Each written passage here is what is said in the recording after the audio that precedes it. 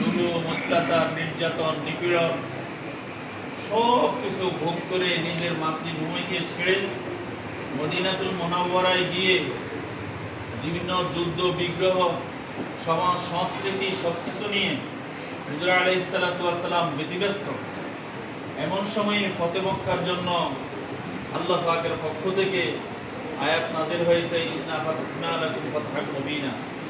হুজুর আলাইহিস সালাতু ওয়াস সালাম সদর বলে মক্কার মধ্যে সেই নিজের মাতৃভূমি এবং মক্কাতুল মুকাররমা বাইতুল্লাহ গোটা এলাকা বিস্তৃত নিজের আয়ত্তে আনার জন্য সাহাবা ইকরামকে নিয়ে সশস্ত্র বাহিনী হয়ে মক্কায় আগমন করেন।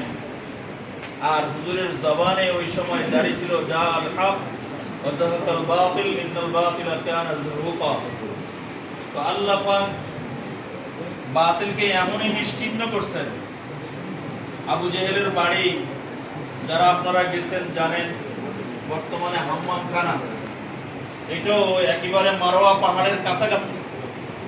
মারোয়া পাহাড়ের এই গেটটাকে বাবু সালাম বলা হয়।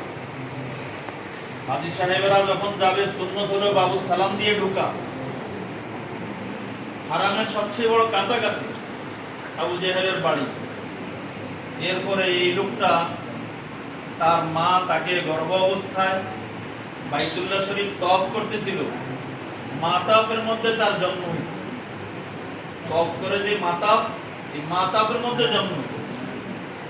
কিন্তু ইসলাম ও দ্বীনের, ইসলামের নবী মুহাম্মদুর রাসূলুল্লাহ সাল্লাল্লাহু আলাইহি সাল্লাম তথা মুসলমানদের বিরোধিতার কারণে, কোরআন অস্বীকার করার কারণে, কোরআনের বিরুদ্ধে ষড়যন্ত্র করার কারণে আল্লাহ পাক তার অস্তিত্বকে এমন ভাবে মক্কা মুকাররমা থেকে উঠে নিছেন যে তার বুবার গন্ধ পর্যন্ত এখানে নাই, তার নসল পর্যন্ত এখানে নাই।